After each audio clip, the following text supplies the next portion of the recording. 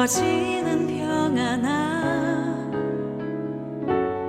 만족함을 느끼네.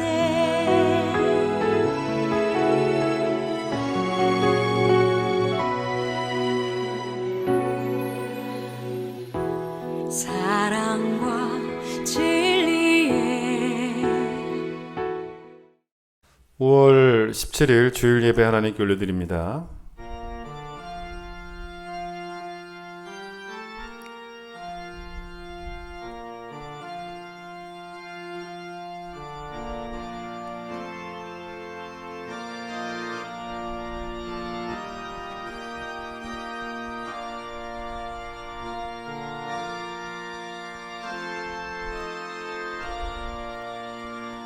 오직 여호와는 그 성전에 계시니 온 땅은 그 앞에서 잠잠할지니라. 기쁨으로 여호와를 섬기며 노래하면서 그 앞에 나아갈지어다. 하나님은 영이시니 예배하는 자가 영과 진리로 예배할지니라. 아멘.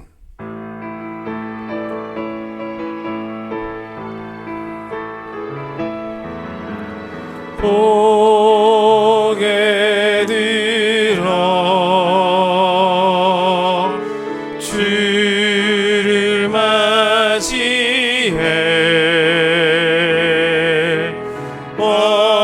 엎드리어 경배하며 찬양.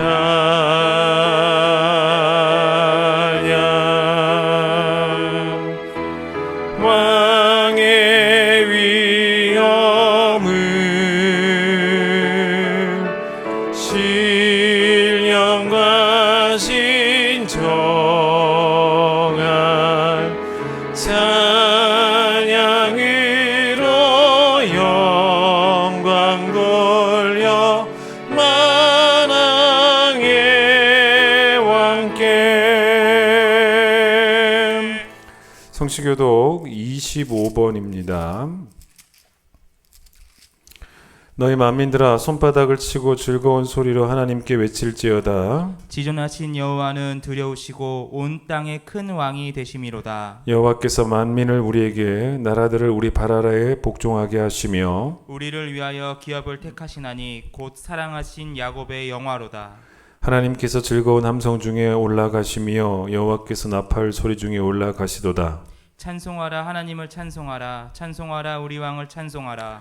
하나님은 온 땅의 왕이심이라. 지혜의 시로 찬송할지어다. 하나님이 뭇 백성을 다스리시며 하나님이 그의 거룩한 보좌에 앉으셨도다. 문나라의 고관들이 모임이여 아브라함의 하나님의 백성이 되도다. 세상의 모든 방패는 하나님의 것이며 그는 높임을 받으시리로다.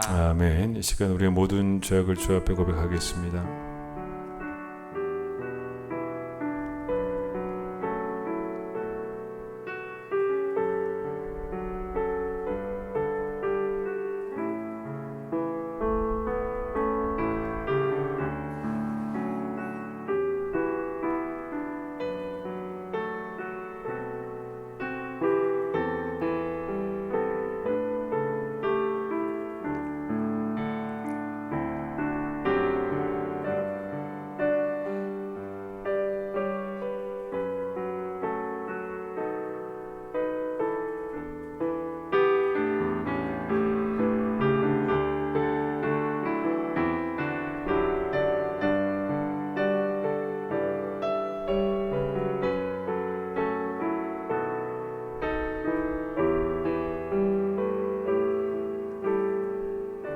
하나님이여 주의 인자를 따라 내게 은혜를 베푸시며 주의 많은 긍휼을 따라 내 죄악을 지워 주소서. 내가 주께만 범죄하여 주의 목전에 악을 행하였사오니 주께서 말씀하실 때 의로우시다 하고 주께서 심판하실 때 순전하시다 하리이다. 하나님이여 내 속에 정한 마음을 창조하시고 내 안에 정직한 영을 새롭게 하소서. 아멘. 신앙 고백합니다. 나는 전능하신 아버지 하나님 천지의 창조주를 믿습니다. 나는 그의 유일하신 아들 우리 주 예수 그리스도를 믿습니다. 그는 성령으로 잉태되어 동정녀 마리아에게서 나시고 본디오 빌라도에게 고난을 받아 십자가에 못 박혀 죽으시고 장사된 지 사흘 만에 죽은 자 가운데서 다시 살아나셨으며 하늘에 오르시어 전능하신 아버지 하나님 우편에 앉아 계시다가 거기로부터 살아있는 자와 죽은 자를 심판하러 오십니다. 나는 성령을 믿으며 거룩한 공교회와 성도의 교제와 죄를 용서받는 것과 몸의 부활과 영생을 믿습니다. 아멘. 335장 찬송합니다.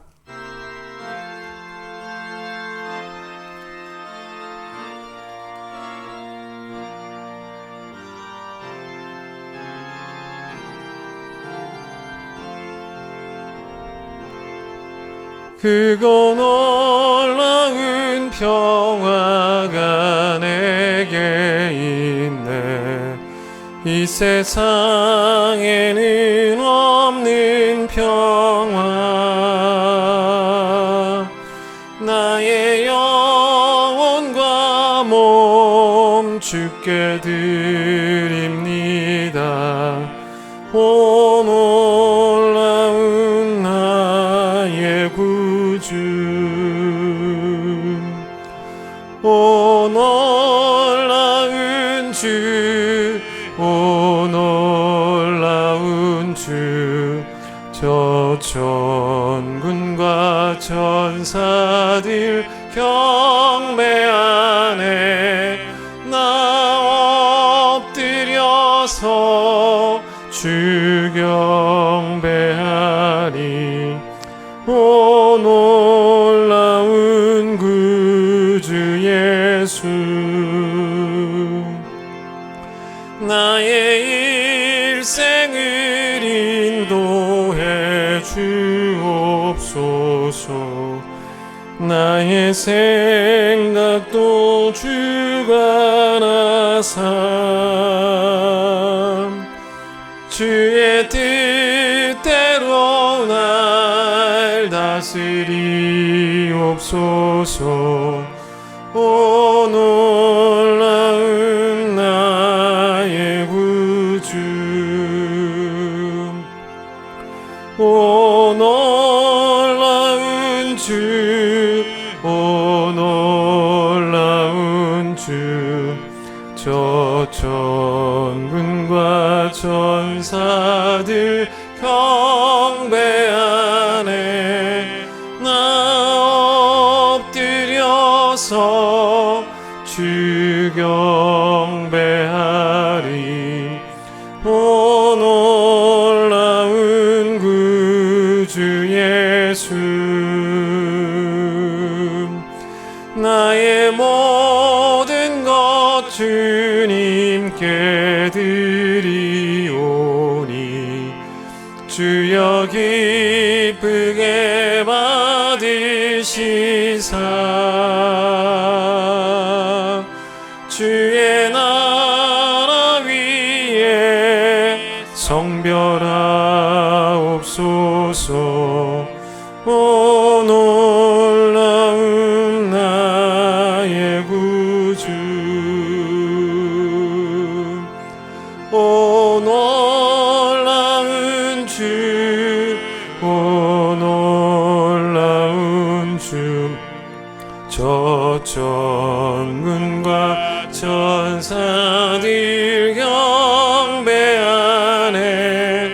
나 엎드려서 주 경배하리. 오 놀라운 구주 예수. 주의 강체가 찬란히 비춰오네. 전능하신 왕구세 주여. 세상 끝날까지 찬양 드립니다. 오 놀라운 나의 구주. 오 놀라운 주, 오 놀라운 주. 저 천군과 천사들 경배하네. 나 엎드려서 주 경배하리. 오 놀라운 구주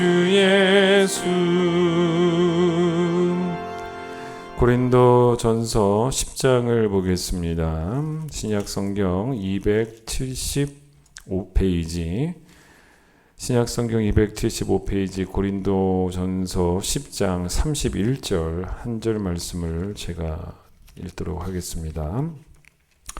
그런즉 너희가 먹든지 마시든지 무엇을 하든지 다 하나님의 영광을 위하여 하라. 아멘. 오늘은 이강희 권사님 기도십니다. 제가 대신 읽겠습니다. 사랑과 은혜가 풍성하신 하나님 아버지, 은혜와 사랑을 감사합니다. 가정의 달 5월에 주님의 전에서 예배하게 하시니 감사합니다. 5월은 가정의 달, 귀한 가정을 허락하시어서 많은 고난과 어려움 속에서도 우리 가정들을 지켜주심을 감사드립니다. 서로 격려하고 서로 기도해주는 사랑의 가정이 되게 하여 주시고, 또한 무슨 일을 만나든지 형통하는 은혜를 누리는 가정 되게 하여 주시옵소서. 세월을 아끼는 지혜를 주시어서 하나님을 목적으로 삼고 이웃을 섬기게 하시고 하나님만이 참 빛이요 생명임을 증거하는 귀한 가정들이 될 수 있도록 은혜 위에 은혜를 더하시고, 모두가 힘든 상황이지만 힘든 자를 위하여 가진 것을 나누는 예수만 섬기는 귀한 가정들이 되기를 소망합니다. 코로나19로 전 세계가 힘들어합니다. 정치와 경제, 문화, 교육 모든 분야가 마비된 상태입니다. 일상의 생활들이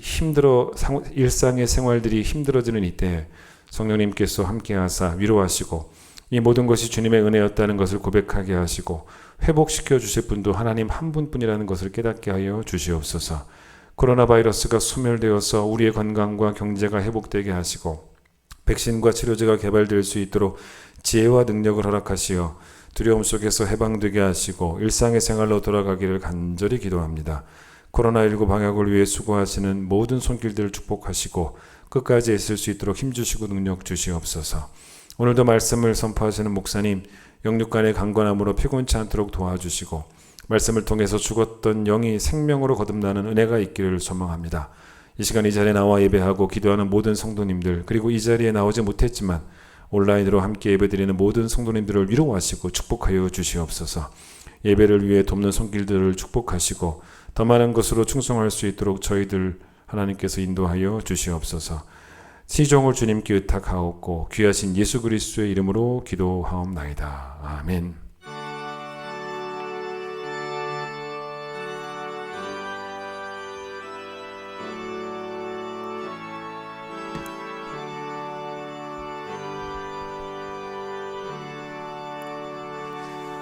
봉헌하겠습니다.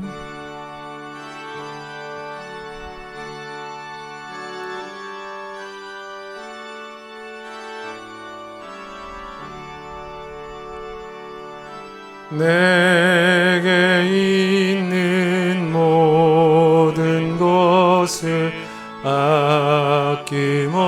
아낌없이 드리네. 사랑하고 의지하며 주만 따라 살리라. 주께 드리네. 주께 드리네. 사랑하는 그 주 앞에 모두 드리네.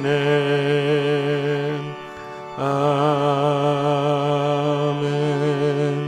귀한 예배 허락하심을 감사합니다. 주의 말씀 선포되어질 때 이 말씀 우리 성도들의 길에 발에 빛이 되고 등이 될 수 있도록 주님 축복하여 주셔서 듣는 지혜 허락하여 주셔서 말씀을 들음을 통하여 여호와를 경외하는 믿음이 더욱 자라나는 우리 귀한 성도들이 되어질 수 있도록 축복하여 주시기를 소망합니다. 오늘 주님께 귀한 예물 드립니다. 하나님의 은혜에 감사하는 마음입니다. 갚아도 갚을 수 없습니다. 늘 평생 그 은혜를 향하여 찬송하는 우리 모두가 될 수 있도록 주님 도와주시고 그 은혜를 향하여 감격하고 감사하는 우리 모두가 될 수 있도록 주님 도와주시며 우리가 가진 모든 것, 우리 것 아무것도 없사오니 주를 위해 사용하는 것이 우리에게 기쁨이 되고 즐거움이 될 수 있도록 축복하여 주시옵소서. 예수님 이름으로 기도드립니다. 아멘. 예, 오늘은 특별한 교회 소식이 없습니다. 우리 교회학교 예배가 시작될 수 있도록 기도해 주시기를 바랍니다. 코로나가 빨리 진정될 수 있도록 또한 기도해 주시기 바랍니다. 찬양하겠습니다.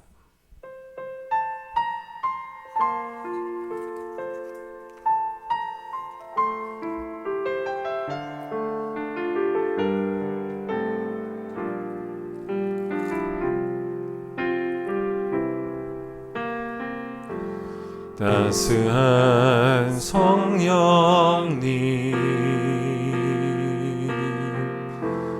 마음으로 보내 내 몸을 감싸며 주어지는 평안함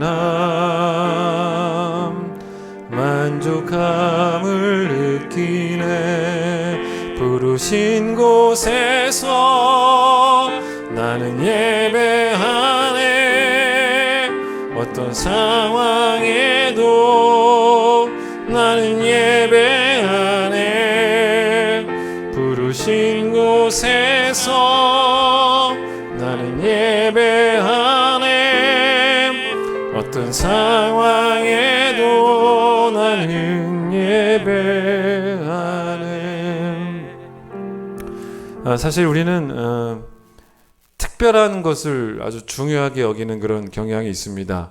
오늘은 1년 중에 참 특별한 날이다. 어떤 사람은 나에게 참 특별한 사람이다. 이 일은 나에게 참 특별하게 중요한 일이다. 이렇게 그 특별함에 우리는 순위도 가지고 있고 중요함의 순위도 가지고 있는 보통 이제 그렇게 살아갑니다. 사실 이제 우리 교회도 특별 새벽 기도회를 1년에 이제 3번을 합니다. 그런데 여러분이 이 특별 새벽 기도회라고 하면 느낌이 어떻습니까? 평소에는 새벽 기도회는 내가 못 가지만 특별 새벽 기도회는 내가 1년에 3번 꼭 우리 온 가족이 개근해야지 특별한 거니까. 이게 바로 이제 이 특별이라고 하는 단어가 주는 설레임이고 또 긴장감 이런 것 아니겠습니까? 여러분 그런데 이 성경을 보시면 특별이라는 단어가 생각보다 많이 나오지는 않습니다. 우리가 생각하는 또 그런 의미로도 잘 쓰이지도 않습니다. 시편 135편 4절에 특별이라는 단어가 나오는데 한번 들어보세요. 여호와께서 자기를 위하여 야곱 곧 이스라엘을 자기의 특별한 소유로 택하셨음이로다.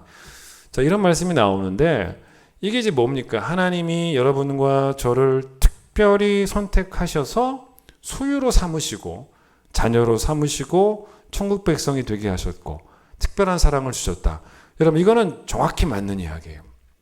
자, 그런데 우리에게 있어서 하나님이 우리를 특별히 선택했다 이거 말고 우리에게 있어서 특별이라는 단어가 과연 어떤 큰 의미가 있겠냐는 것입니다. 자, 예를 들어서 고린도전서 12장, 13장, 14장은 이제 성령의 은사장입니다. 성령의 다양한 은사들을 설명을 해요. 그러다가 이제 고린도전서 14장 1절을 한번 들어보세요. 이렇게 바울이 말을 합니다. 사랑을 추구하며 신령한 것들을 사모하되 특별히 예언을 하려고 하라. 이렇게 이야기를 합니다. 여기도 물론 이제 특별히라고 하는 표현을 바울이 썼는데 왜 바울이 이렇게 쓸 수밖에 없었냐면 이건요 사실 고린도 교회의 특수한 상황 때문에 그랬던 거죠. 이 고린도 교회 성도들의 문제가 뭐였냐면 방언의 은사만 특별한 은사처럼 여겼기 때문입니다. 방언의 은사만 중요하다고 여겼기 때문에 이 공예배 시간에도 온통 방언만이 가득한 그런 예배가 진행이 된 거예요. 이러다 보니 교회에 이제 처음 온 사람들이 불신자들이나 새신자들이나 믿음은 들음에서 나는데 예배 왔는데 듣고 이해할 수 있는 언어 자체가 하나도 없는 그런 예배였다는 거예요. 그래서 바울이 특별히 예언을 해라 라고 말했던 것은 뭐냐면 여기서 말하는 예언은 말씀을 가르치는 것, 말씀을 해석하고 가르치고 설교하는 것, 이걸 예언이라고 한 겁니다. 예언이 제일 중요하다라고 말한 게 아니고 고린도 교회의 문제, 이 공예배의 문제를 해결하려면 필요한 것이 예언이다. 그런 의미에서 특별히였다는 거죠. 그래서 이제 한번 들어보세요. 고린도전서 14장 23절 24절 제가 쉬운 성경을 읽어드리겠습니다. 온 교회가 한자리에 모여서 방언으로 말하면 초신자나 불신자가 들어와서 듣고 여러분을 미쳤다고 하지 않겠습니까? 그러나 모든 사람이 예언하고 있을 때 불신자나 방언을 모르는 사람들이 들어오면 그들의 말에 양심의 가책을 받고 자기가 주인이라는 것을 깨닫게 됩니다. 그리고 자기 속에 숨은 것까지 드러나게 되어 마침내 하나님께서 정말 여러분과 함께 계십니다 하며 무릎을 꿇고 하나님께 경배할 것입니다. 자, 이게 뭐냐면 바울이 지금 고린도 교회 성도들에게 균형 잡힌 성도가 되라라고 이야기하고 있다고 보시면 돼요. 다시 한번 이 고린도전서 14장 1절을 들어보세요. 사랑을 추구하며 신령한 것들을 사모하되 특별히 예언을 하려고 하라. 이게 뭔지 아세요? 이게 균형 잡힌 성도가 되라는 이야기입니다. 무슨 말이냐면 모든 은사 중에 제일 중요한 은사를 우선 구해라. 이게 아니라 어떤 은사든 간에 성령께서 주시는 은사를 사모하라는 거예요. 모든 은사를 사랑을 추구하며 구하라는 거예요. 자, 모든 은사를 사랑을 추구하며 구하라. 어떤 특정한 은사가 제일 중요하다라고 말한 게 아니고 어떤 은사든지 간에 교회를 사랑하는 마음으로, 하나님을 사랑하는 마음으로, 사람을 사랑하는 마음으로 내가 어떤 은사를 받든지 간에 그 은사를 교회의 유익을 위해서, 하나님의 영광을 위해서, 이웃의 유익을 위해서 사용하려는 그 태도를 가지고 은사를 구하라는 것이지 특별하게 중요한 1등 되는 은사를 말하지 않는다는 거예요. 왜냐하면 이 고린도 교회 성도들이 사실은 이 바울이 사랑을 추구하며라고 말한 이유가 있습니다. 방언의 은사를 제일 중요하게 여겼던 저희가 뭐였냐면 동기 자체가 되게 상당히 이기적이었다는 거예요. 사랑을 구하지 않았다는 것입니다. 무슨 말이냐? 다 하는데 나도 해야지. 뭐 이런 거 있지 않습니까?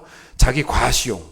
자기 과시용의 목적이 있었기 때문에 그래서 제가 균형 잡힌 성도라는 말을 여러분에게 말씀드린 것도 다 그런 맥락에서 나온 이야기라는 것입니다. 여러분 그래서 이 균형 잡힌 성도로 살아간다는 것을 이렇게 우리가 정리해 보면 될 것 같아요. 그게 어떤 것이냐면 이 오늘의 일상 속에서 뭔가 특별한 것을 찾으려고 하는 그런 성도가 아니라는 거예요. 그게 아니고 오늘의 일상 전체를 특별한 태도로 만나는 거예요. 오늘의 일상 전체를 특별한 태도로 만나는 것이 그게 바로 여러분 균형 잡힌 성도입니다. 예를 들어서 우리가 마태복음 6장 33절 말씀 잘 아시죠? 뭐라고 예수께서 말씀하셨냐면 먼저 그의 나라와 그의 의를 구하라 라는 말씀하십니다. 근데 이 말씀은 사실 우리가 상당히 오해하기 쉬운 말씀이기도 합니다. 왜냐하면 예수님이 먼저라고 말씀하셨죠. 그럼 먼저라고 말씀하시면 그 설교를 듣고 있는 우리는 그 다음에 두 번째로, 그 다음에 세 번째로 이렇게 하면서 예수님께서 중요한 것의 우선순위를 이렇게 정해주실 듯한 느낌이 들지 않습니까? 그러면서 우리는 들을 수 있죠. 그런데 한번 그 말씀 기억해 보세요. 마태복음 6장 예수님께서 먼저 그의 나라와 그의 의를 구하라 라고 말씀하신 다음에 그 다음에 두 번째는 이걸 구해라, 세 번째는 이걸 구해라, 그렇게 말씀 안 하셨다는 거죠. 중요성대로 이렇게 분류하지 않으셨다는 것입니다. 이건 그런 의미가 아니고 여러분 이게 무슨 말씀인지 아십니까? 먼저 그의 나라와 그의 의를 구하라 이 말씀은 무슨 일을 하든지라는 의미예요. 무슨 일을 하든지 그 일들이 전부 다 하나님의 나라와 그의 의를 구하는 목적으로 하는 일이 되게 하라 이 말이에요. 무슨 일을 하든지 간에 그 일들이 전부 다 하나님의 나라와 그의 의를 구하는 일들이 되게 하라는 것입니다. 그래서 균형 잡힌 성도가 되어서 어떤 하나만 특별하게 생각하지 말고 균형 잡힌 성도가 되어서 모든 일상에 그걸 담아내라는 거예요. 그래서 모든 일상을 특별한 일상으로 살려내라는 거예요. 우리는 사실 이제 하나님의 뜻이라고 하는 이 단어를 너무 크고 너무 무겁고 너무 넓고 너무 깊고 이렇게 생각을 하다 보니까 우리가 이 하나님의 뜻에 대한 어떤 태도가 종종 있을 수가 있냐면 감히 엄두도 내지 않는 그런 이상한 겸손함이 있는 거예요, 사실은. 그런데 여러분 이게 뭐냐면 하나님의 뜻이라는 건 말이다. 적어도 한 바울 정도쯤 돼야 살아낼 수 있는 것도 아니겠는가라고 생각할지도 모릅니다. 근데 제가 이제 오늘 설교 이 주제를 정할 때 오늘 본문이 참 저에게 영감이 많이 왔던 그런 본문이었습니다. 이 말씀이 뭡니까? 고린도전서 10장 31절 다시 한번 보세요. 그런즉 너희가 뭐라 그래요? 먹든지 마시든지 무엇 하든지 다 하나님의 영광을 위해 하라 이렇게 합니다. 근데 여러분 이 말씀이 바로 우리에게 균형 잡힌 성도가 되라는 말씀이에요. 왜냐? 어쩌면 우리는 이런 말씀은 이런 정도의 스케일 가지고는 안 되고 훨씬 큰 스케일이 되어야 되지 않을까라는 생각을 합니다. 그러니까 어느 정도의 스케일이 돼야지 이 말씀이 우리에게 은혜가 될 것 같냐면 이런 거 아니겠습니까? 바이러스가 막 창궐한 그런 곳에 사람의 생명을 살리려 들어가든지 아니면 뭐 다니엘처럼 사자굴 속으로 뛰어 들어가든지, 아니면 박해가 심한 북한 땅에 순교를 하기 위해서 순교를 각오하고 복음 전하러 들어가든지, 이 모든 일이 다 하나님의 영광을 위해서 해라. 우리는 어떤 이런 정도의 스케일의 말씀이어야 한다라고 생각할지도 모른다는 것입니다. 그래서 이 말씀은 이제 이렇게 되니까 문제가 되는 거예요. 이 말씀은 나를 위한 말씀이 아니고 특별한 사람들을 위한 특별한 말씀이 돼버리는 거예요. 내게는 적용되지 않는다는 거죠. 근데 이게 특별한 사람을 위한 특별한 말씀이 되어야 한다라는 생각에 밑바닥에 깔려 있는 건 바로 뭔지 아십니까? 게으름이에요, 게으름. 정확히 따지면 게으름입니다. 오히려 바울은 우리의 일상을 이야기하지 않습니까? 뭐라고 말해요? 이 본문 생각해 보세요. 되게 가볍게 터치를 합니다. 뭐라 그래요? 먹든지 마시든지잖아요. 먹든지 마시든지. 예? 먹든지 마시든지를 포함한 무엇을 하든지 아니겠습니까?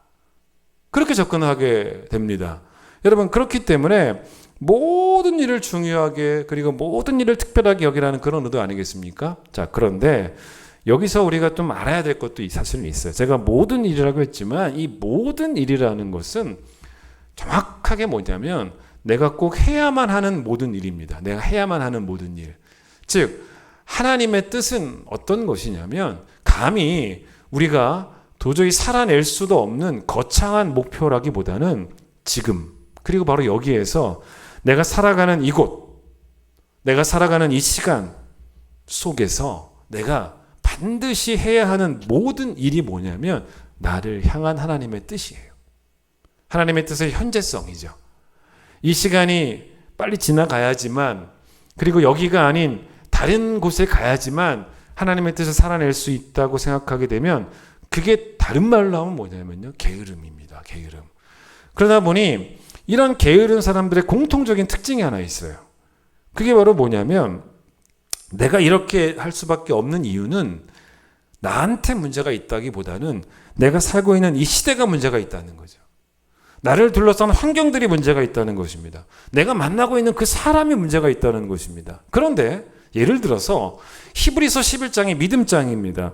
특히 여러분, 히브리서 11장에는 구약의 믿음의 인물들의 이름이 쭉 나오는데, 구약 시대에 그 시대별로 쭉 뛰어난 믿음을 가졌던 사람들의 이름이 나옵니다. 그런데 모두 다 어땠습니까? 상황이 다 달랐다는 거예요. 만나는 사람들도 달랐고, 상황도 달랐고, 그들이 살고 있었던 시대도 달랐고, 그런데 중요한 것은 그들이 살고 있었던 그 시대, 그 시간, 그 환경, 그 삶의 자리에서 어떤 사람들이었냐면 매일매일 해야 할 일을 하던 사람들이었다는 것입니다. 왜 안 하나? 왜 안 합니까? 하고 싶지 않아서 안 한다는 거예요. 그런데 하고 싶지 않아서 안 한다는 그 말들을 하지 않습니까? 그런데 나에게 있어서 이 하나님의 뜻이라는 것은요, 내 감정까지도 정복할 수 있는, 내 감정까지도 정복하는 하나님의 절대적인 권위가 되어야 되는 거예요. 해야 할 일은 반드시 해야 되는 것이지, 어떻게 해야 할 일을 하고 싶지 않다고 감히 안 할 수가 있겠냐는 거예요. 감히, 정말로 감히. 하나님의 뜻의 절대적인 권위가 내 감정을 지배해야 되기 때문에. 이번에 코로나를 겪으면서 제가 좀 속상한 부분이 있었습니다. 여러분이 더 씩씩해져야 되는데 너무 약한 부분들이 있었다는 거예요. 더 씩씩해져야 되는데. 자, 우리 교회도 이 코로나 때문에 온라인 예배를 드리게 되었습니다. 3월 첫째 주부터 온라인 예배를 드리기 시작했습니다. 지금까지도 계속 드리고 있지요. 오늘이 몇 번째 온라인 예배냐면 12번째 온라인 예배예요. 근데 또 4월 마지막 주일부터는 성전 예배가 다시 시작이 되었기 때문에, 성전 예배가 다시 시작되고 나서는 오늘 성전 예배는 또 네 번째 예배이기도 합니다. 근데 이제 우리가 아직 교회에 나올 수 없는 여러 가지 형편들 때문에 힘든 분들을 위해서 온라인 예배도 우리가 같이 지금 병행을 계속 하고 있습니다. 그런데 제가 이번에 온라인 예배를 진행을 하면서 마음속에 아주 적지 않은 충격을 받은 부분이 하나 있었습니다. 성도들과 이렇게 전화 통화를 하면서 제가 이제 여쭤보죠. 온라인 예배 잘 드리고 계세요? 그러면 물론 아주 잘 드린다, 은혜 받고 있다. 뭐 그런 성도들도 많고, 뭐 또 어떤 분들은 뭐 성전 예배만큼은 아니지만 그래도 온라인 예배를 잘 드리고 있고 은혜 받고 있습니다. 뭐 보통 그렇게 대답들을 하십니다. 근데 여러분, 어떤 분들도 사실은 계셨냐면요, 온라인으로 예배를 하니 예배를 안 드리게 된다는 거예요. 제가 이 부분에 충격을 받은 거예요. 상당히 충격을 받았습니다.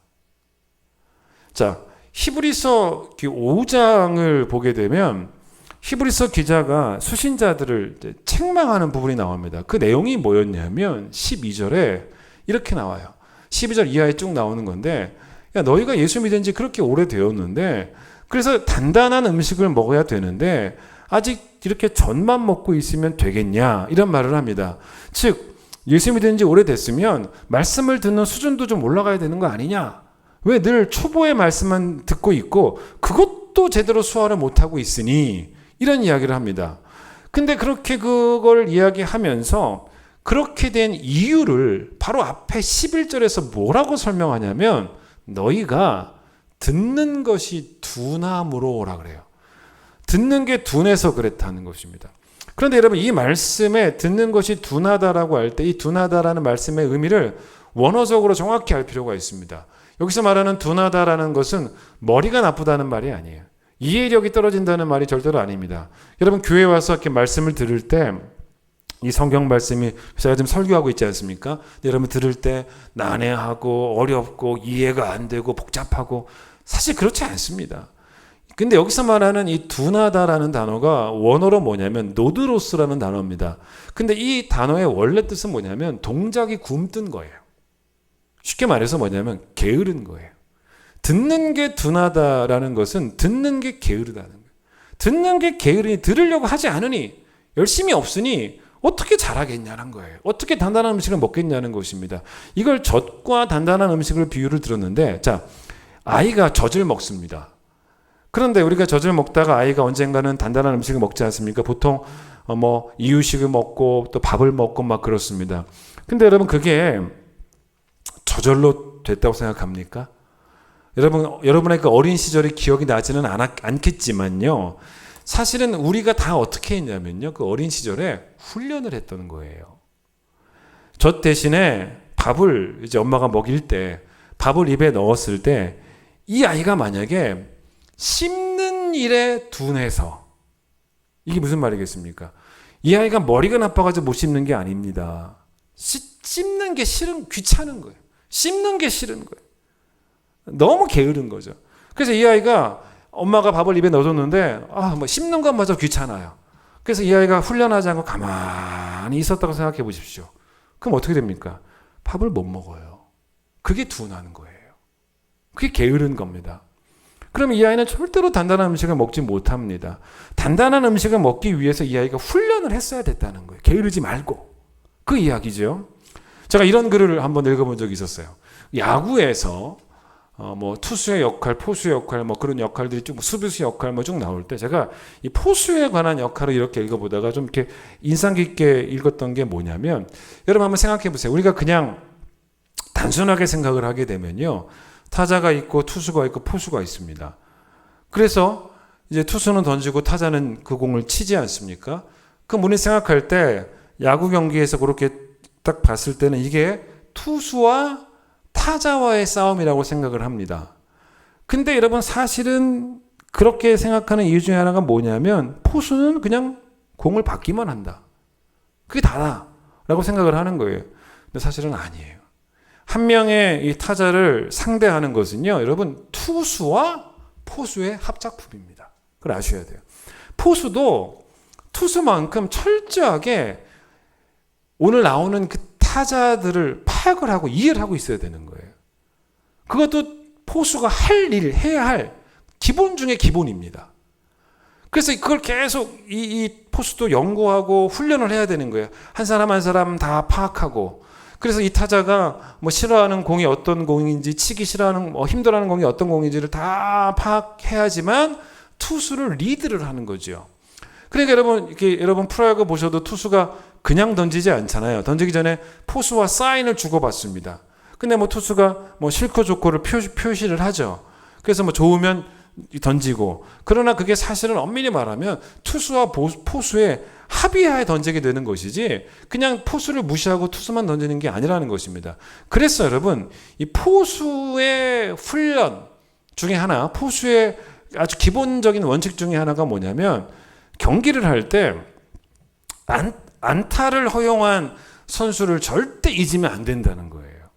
왜냐? 투수만 그래. 투수가 이번에 던졌는데 그 사람이 안타를 쳤어요. 그럼 다음번에 또 나오겠죠. 다음 한 2회나 3회 후에 나오지 않겠습니까? 그러면 이제 투수가 오늘 저 선수가 되게 컨디션이 좋구나라고 생각하면서 오늘 더 저 선수에게 집중해야지. 이걸요, 투수만 하면 안 된다는 거예요. 포수도 누가 안타를 쳤는지 누가 홈런을 쳤는지를 꼭 다 기억하고 있어야 된다는 것입니다. 예? 그래야 다음 타석에서 상대를 잘할 수 있으니까. 이게 다 훈련이죠. 여러분, 좋은 포수는요, 이런 훈련까지 다 해야 되는 거죠. 제가 지난 목요일 저녁에 집에서 프로야구를 봤어요. 프로야구를 보다가 진짜 말도 안 되는 실망스러운 그런 상황을 제가 보게 되었습니다. 그게 뭐냐면, 투수가 이제 던진 공을 이제 포수가 이제 봤는데, 이게 이제 땅에 어떤 상황이었냐면, 땅에 한 번 바운드 되고 포수가 받았는가, 아니면 바운드 되지 않고 직접 받았는가, 이게 중요한 상황입니다. 근데 만약에 땅에 바운드가 되고 포수가 받았으면 타자는 아웃이 아니에요. 근데 포수가 바운드 되지 않고 직접 받았으면 이 타자는 아웃이 되는 그런 상황이었습니다. 그런데 사실 이제 그거를 심판이 보는 게 쉽지는 않습니다. 왜냐하면 심판은 뒤에 있고 이렇게 이제 밑으로 깔려오는 그런 공이기 때문에 이게 포수가 받긴 받았는데 바운드가 됐는지 안 됐는지를 정확히 알 수는 없죠. 근데 정말 이제 이럴 때는 어떻게 하면 되냐면, 우리에게 심판이 헷갈릴 때는 비디오 판독이라는 게 사실 있지 않습니까? 근데 이제 심판이 잠시 경기를 이제 중단을 하고 타임을 걸고 이걸 이제 정확히 확인을 하는 과정 가운데 아주 웃기는 상황이 벌어진 거예요. 그게 뭐냐면, 비디오 판독하면 되죠. 비디오 판독을 하면 정확하게 알 수 있는데, 심판이요, 비디오 판독하지 않고 어떻게 했는지 아세요? 정말 웃기는 상황이었습니다. 포수한테 물어본 거예요. 근데 이제 요즘 이제 프로야구 중계는 관중이 없잖아요. 이제 관중이 없어서 상황에 따라서 이제 그런 상황을 파악하기 위해서 집에서 TV 보는 사람들도 알 수 있도록 말소리를 들려줘요. 그 말소리가 들리더라고요. 근데 대화 소리가 뭔지 아세요? 이게 다시 리플레이 하면서 이 대화를 들려주는데, 심판이 포수한테 뭐라고 물어보는지 아세요? 바운드? 그랬더니 포수가 뭐라는지 아세요? 노바운드. 바운드 된 거 아니야? 노바운드. 아, 그래? 아웃. 그러는 거예요. 기가 막힌 거죠. 근데 그걸 이제 슬로우 비디오로 봤어요. 해설자들이. 분명히 바운드가 됐어요. 그러니까 해설자들도 어이가 없는 거예요. 이게 뭐가 문제예요? 포수가 거짓말을 하잖아요. 이기려고. 포수가 거짓말을 합니다. 그 경기에 이기려고 거짓말을 합니다. 그리고 그거를 이제 포수한테 물어보는 심판도 사실 문제가 있는 거죠. 그런데 사실 이제 이러고 되니까 상대편 감독이 막 나와서 항의를 하는 일이 벌어진 겁니다. 근데 사실은 이게 저는 물론 여러분 그걸 포수한테 물어본 심판도 문제가 있을 수 있지만 가장 큰 문제는 포수예요. 제가 지금 뭘 말하려고 하냐면 기본기에 대해서 말을 하고자 하는 겁니다. 포수가 타자를 연구하는 게 기본기죠. 그것도 집중해야 되는 것입니다. 그런데 여러분, 포수의 기본기에는 뭐도 있어야 되냐면요, 정직함도 있어야 되는 거예요. 그게 기본기예요. 정직함도 있어야 되는 것입니다. 근데 그 포수는 그거가 없는 거예요. 제가 충격을 받았어요. 거짓말하는 걸 보고. 여러분, 이 정직함이라는 게 뭐겠습니까? 오늘 지금 이 자리에서 내가 살아내야 하는 하나님의 뜻입니다. 그런데 적어도 포수에게는 그게 없었다는 거죠. 그 포수가 하나님 믿는지 안 믿는지 모르겠지만, 제가 이 이야기를 왜 하냐면 하나님은 우리에게 이런 기본에 충실한 사람이 되라고 요구하신다는 거예요. 먹든지 마시든지 결국 이게 다 뭔지 아십니까? 우리 일상이라고 하는 기본에 충실한 성도가 되라는 거예요. 그런 충실한 기본들이 모여진 합이 오늘이라고 하는 일상이라는 거예요. 지금도 방송을 통해서 예배드리는 분들이 우리 교회에 계시지 않습니까? 물론 이분들은 정말로 방송을 통해 예배를 드리면서도 열심히 예배를 드리는 그런 분들이실 것입니다. 그런데 방송이어서 예배를 안 드린다는 것, 여러분 이게 뭡니까? 게으름이에요. 기본기의 문제예요. 왜냐? 단 하루라도 말씀 앞에 서지 않으면, 말씀을 먹지 않으면 사실은 목사인 저도 숨이 찹니다. 우리의 하루하루의 생명은 떡으로 버티는 게 아니에요. 떡으로 해결된 문제가 아니기 때문입니다. 사람이 떡으로만 산다는 것은 세상 논리고, 사람이 하나님의 말씀으로 산다는 것은 창조 원리예요. 제가 이 부분에 대해서 그래서 적잖은 충격을 받은 거예요. 코로나라는 상황이어서 성전에 오지 못하지만, 아쉽지만, 그럼에도 불구하고 아쉽지만 방송 설교를 듣는 일에도 열심을 내야 되는 거예요. 말씀을 듣는 것도 우리가 힘써야 하는 기본 중에 기본이라는 것입니다. 그런데 이게 바로 뭔지 아십니까? 해야 할 일을 하기 싫은 감정 때문에 안 하는 거예요. 하기 싫은 감정이 하나님의 뜻을 이겨버린 거예요. 말이 안 되지 않습니까? 이런 생각을 한번 해보세요. 이사하는 날은 당연히 여러분 배가 고프죠. 배가 고픕니다. 그런데 여러분 이사하는 날 주방에서 밥을 할 수 있는 상황이 아닙니다. 그럼 우리가 어떻게 합니까? 밥을 할 수 없는 상황이니 안 먹습니까? 안 그럴걸요. 밥을 할 수 없는 상황이니 우리는 밖에 나가서 사 먹습니다. 배고파서 사 먹습니다. 어떻게 해서든지 먹습니다. 여러분 말씀도 방송 예배든 성전 예배든 어떻게 해서든지 먹어야 되는 일용할 영적인 양식인 거예요. 내가 살아내야 하는 하나님의 뜻은 막 주먹이 불끈 져지는 그런 비장한 일들만을 의미하지는 않습니다. 매일매일 기본에 충실한 일상이 바로 하나님의 뜻이에요.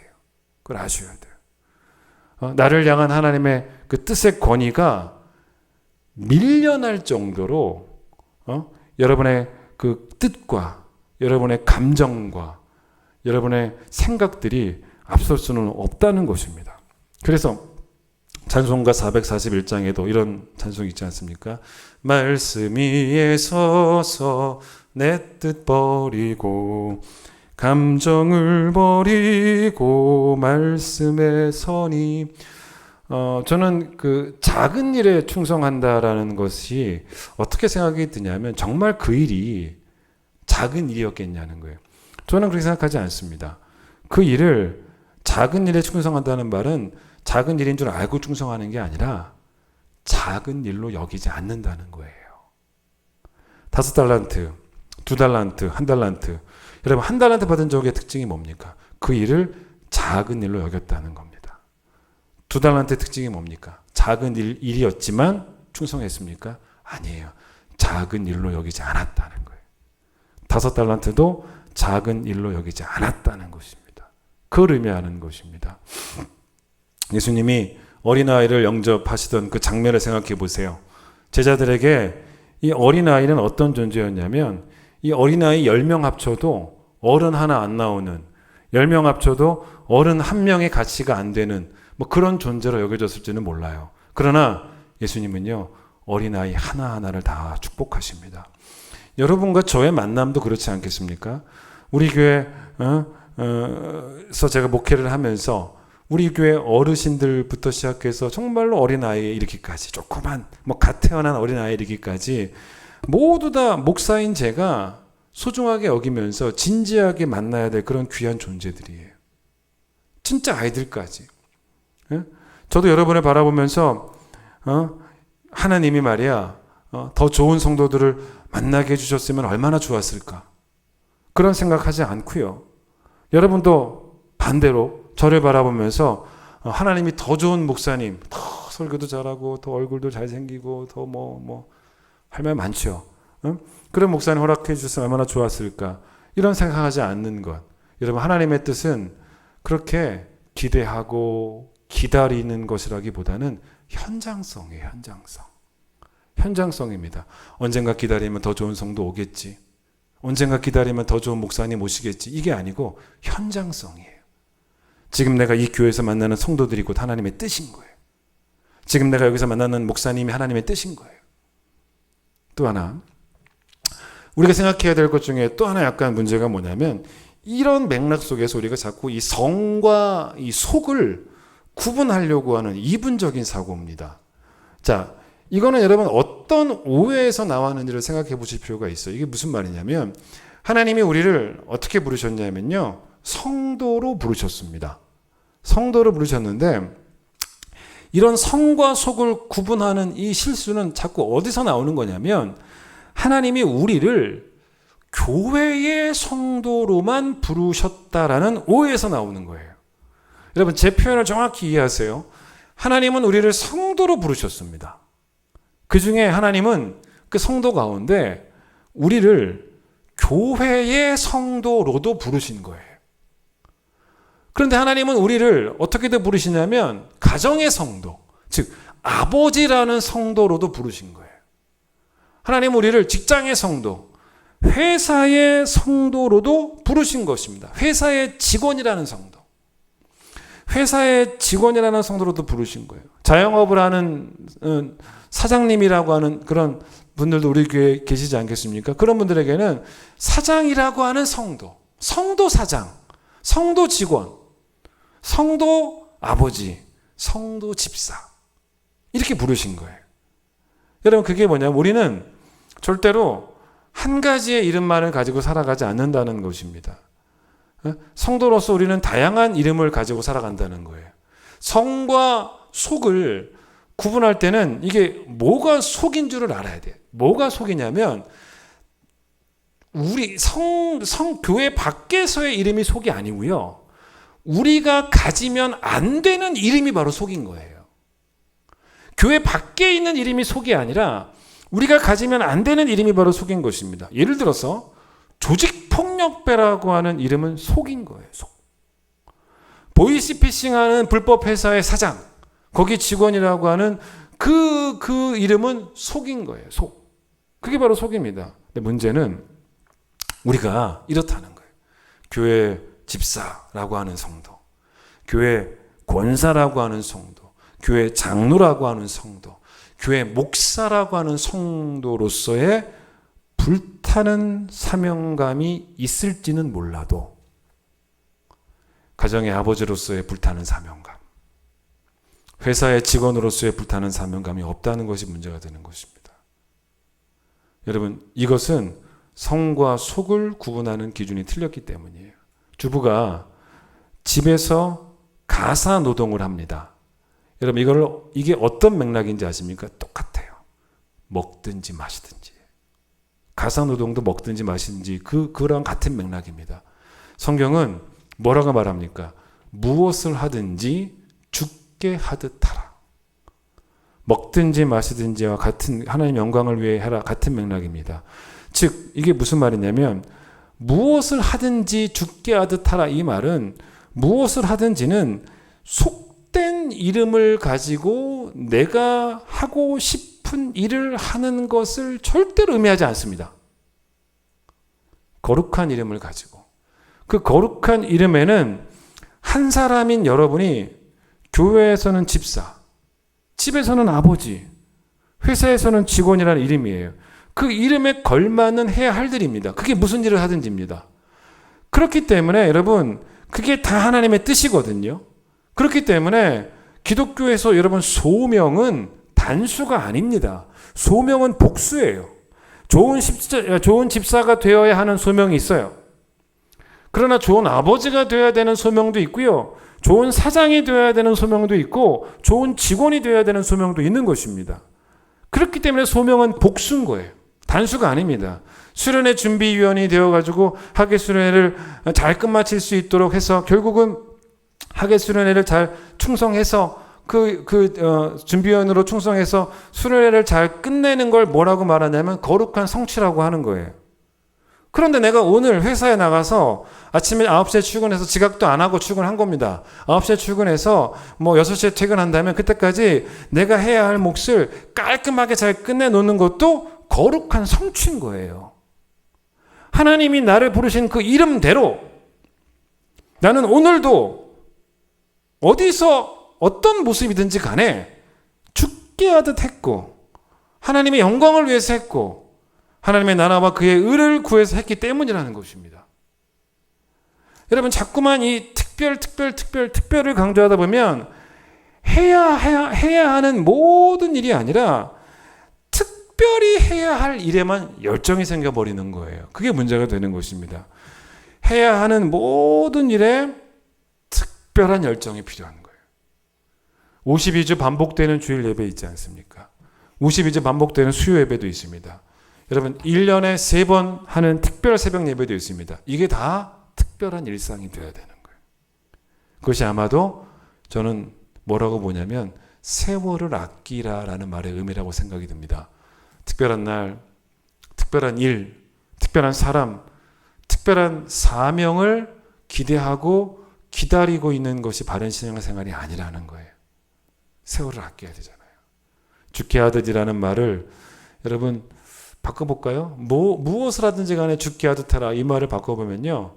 저는 어떻게 단어가 설교집마다 어떤 단어가 제일 좋았냐면 이런 단어가 어울릴 거예요. 무엇을 하든지 죽게 하라 그 말이 뭐냐면 죽게 하듯 하라는 말이 뭐냐면 최선을 다하라. 무엇을 하든지 즉 내가 거룩한 이름으로 부르심 받고 그 부르심에 합당하게 해야 하는 모든 일에 최선을 다하라. 그런 성도가 되라. 이제 이런 뜻 아니겠습니까? 그 죽게 하듯 하라는 말이겠죠. 근데 여러분 이 최선이라고 하는 단어와 성경에서 느낌이 가장 흡사한 단어가 뭘까라고 생각해 봤을 때는 뭐였냐면 충성이었어요. 충성이죠. 그러니까 여러분 작은 일에도 충성해라 라는 말을 바꿔보면 뭐겠습니까? 작은 일에도 최선을 다해라 이런 말일 것 아니겠습니까? 여러분 그런데 한자로 제가 한번 생각해 봤어요. 이 최선이라는 단어가 뭐냐는 거예요. 한자로 최선. 여러분 한자로 최선이란 말에서 최는 가장 최고, 가장 최. 선은 좋을 선자입니다. 그러니까 최선이 뭐냐면 가장 좋은 것이라는 거예요. 최선은 가장 좋은 것이라는 뜻입니다. 즉 뭐가 가장 좋은 것이냐면 충성이 가장 좋은 거라는 거예요. 왜 나를 이런 교회의 성도로 부르셨습니까? 왜 나를 이런 가정의 아버지가 되게 하셨습니까? 왜 나를 이런 회사의 직원으로 부르셨습니까? 이건 최선이 아니에요.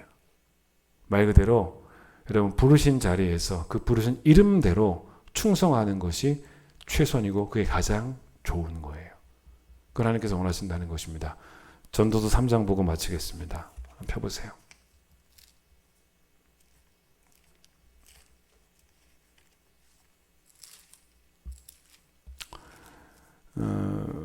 구약성경 950페이지 전도서 3장 거기에 그 1절을 보세요. 이게 이런 거죠. 이 1절에 이 3장에 나오는 말씀이 오늘 설교 말씀과 내용적으로 유사한데 1절에 그러잖아요. 범사에 기한이 있고 천하 만사가 다 때가 있다라고 말을 합니다. 그러다가 11절 보세요. 11절 하나님이 모든 것을 지으시되 뭐라 그래요?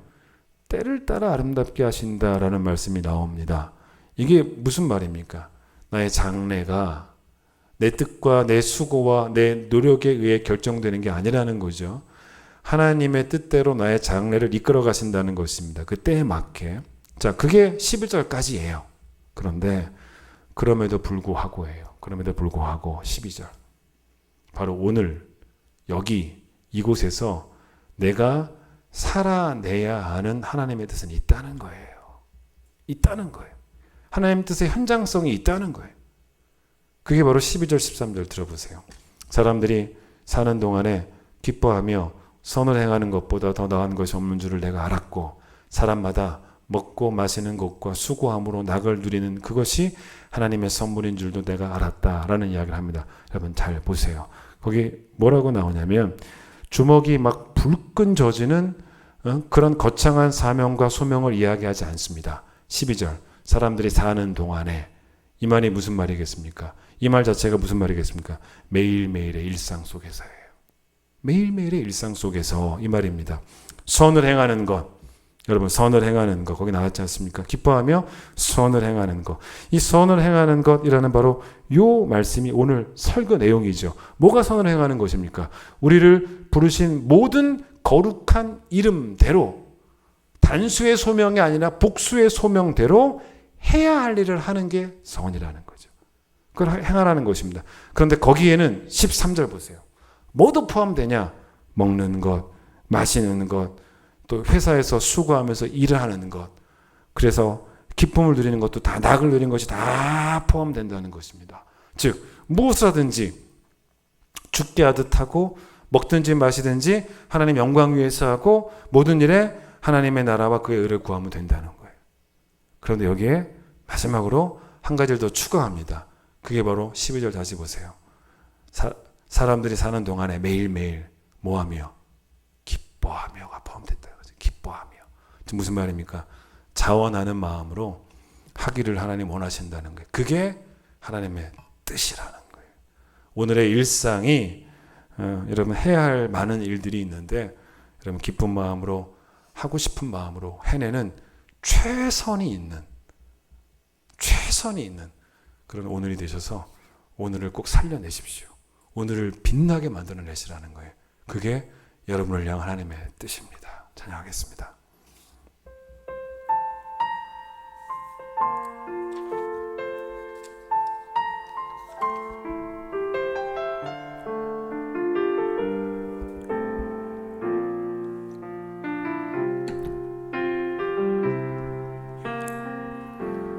따스한 성령님 마음으로 보내 내 몸을 감싸며 주어지는 평안함 만족함을 느끼네. 사랑과 진리에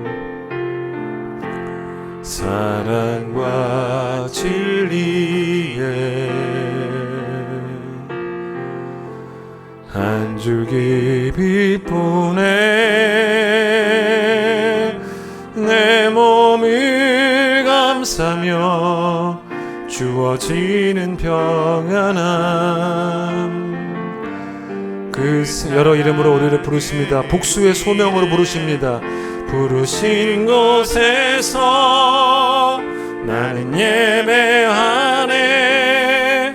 어떤 상황에도 나는 예배하네. 부르신 곳에서 나는 예배하네. 어떤 상황에도 나는 예배하네. 사랑과 진리에 사랑과 진리에 한 줄기 빛 보내 내 몸을 감싸며 주어지는 평안함. 그 사랑을 부르신 곳에서 나는 예배하네. 어떤 상황에도 나는 예배하네. 부르신 곳에서 나는 예배하네. 어떤 상황에도 나는 예배하네. 내가 걸어갈 때 길이 되는 그곳에서 내가 걸어갈 때 길이 되고 살아갈 때 삶이 되는 그곳에서 예배하네. 내가 걸어갈 때 길이 되고 살아갈 때 삶이 되는 그곳에서 예배하네. 내가 걸어갈 때 길이 되는 곳에서, 내가 걸어갈 때 길이 되고 살아갈 때 삶이 되니 그곳에서 예배하네. 내가 걸어갈 때 길이 되고 살아갈 때 삶이 되니 그곳에서 예배하네. 부르신 곳에서 나는 예배하네. 그 상황에도 나는 예배하네. 부르신 곳에서 나는 예배하네. 어떤 상황에도 나는 예배하네. 하나님, 코로나로 인해서 오늘 예배가, 영상 예배가 12번째입니다. 벌써 12번째가 되었습니다. 주님, 방송을 통해 예배를 드리든 아니면 성전에서 예배를 드리든 간에 하나님, 우리가 말씀에 대한 충성이 철저하기를 원합니다. 듣는 일에 게으르지 않게 되기를 원합니다. 기본에 충실한 성도가 되어지기를 간절히 소망합니다. 이런저런 핑계들이 하나님 뜻 앞에 서 있는 우리를 주저하게 만들지 않도록 주님 도와주시고, 난 하고 싶지 않다라고 하는 그 감정의 기복들이 하나님 뜻을 밀어내는 어리석음이 되지 않도록 주님 도와주시기를 소망합니다. 우리가 참 좋은 성도가 되기를 원하는데, 교회에서도 좋은 성도 되게 하시고, 가정에서 좋은 아버지, 좋은 어머니, 좋은 자녀 되게 하시고, 직장에서도 좋은 사장님, 좋은 직원 될 수 있게 되기를 원합니다. 무엇을 하든지 주께 하듯 하라는 그 말씀은 우리를 다양한 이름으로 부르셨고, 그 부르심에, 그 이름에 걸맞게 살아가는 인생에 최선을 다하라는 것이고 충성하는 것이 제일 좋은 것이다라는 메시지입니다. 오늘 그 말씀을 주셨습니다. 우리 일상이 굽히게 되기를 원합니다. 하나님 뜻을 기다리고 하나님 뜻을 기대하는, 물론 그것도 우리가 생각해 볼 수 있긴 하겠지만, 오늘은 하나님의 뜻의 현장성을 이야기했습니다. 오늘 우리가 살아내야 하는 그 하나님의 뜻이 우리의 삶을 통해서 나타날 수 있도록, 실현되어질 수 있도록, 살아낼 수 있도록 하나님 우리를 축복하여 주시옵소서. 이전에 있으면 놀라우신 은혜와 하나님의 그 크신 사랑과 성령 역사하심과 교통하심이 주의 뜻대로 사는 날 동안 매일매일 기쁘게 선을 행하며 살기를 원하는 우리 귀한 모든 성도들 위해 함께 하시길 간절히 축원하옵나이다. 아멘.